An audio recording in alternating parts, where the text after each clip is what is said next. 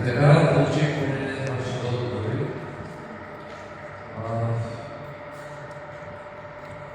Тук има момента да попитам дали отговорите как наричате някой имейл?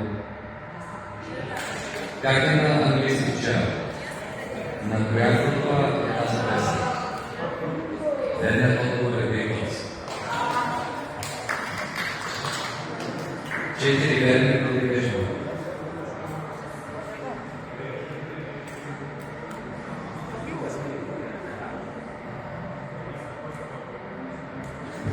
Подозирам, че последния въпрос ще ви хареса на мен. Той винаги е най-интересен.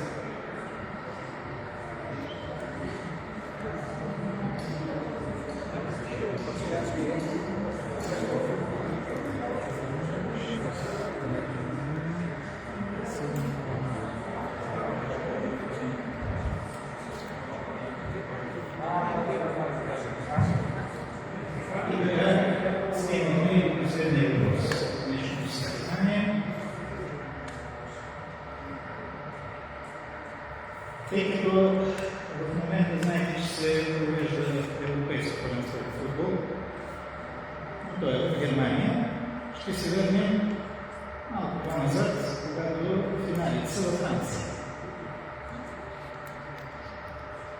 Така, и ето какво казва въпрос. Финалите на европейското по футбол Евро 2000 се провеждат от 10 юни до 2 юли и са спечелили от отбора на Франция. За първи път в историята домакини на събитието са две държави – Белгия и Нидерландия.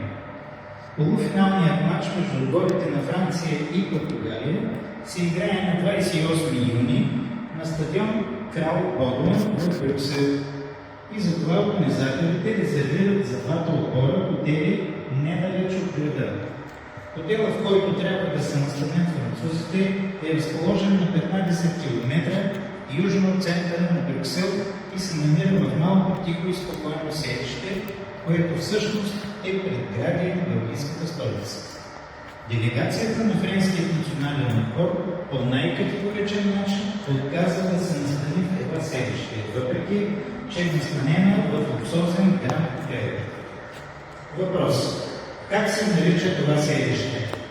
Минута.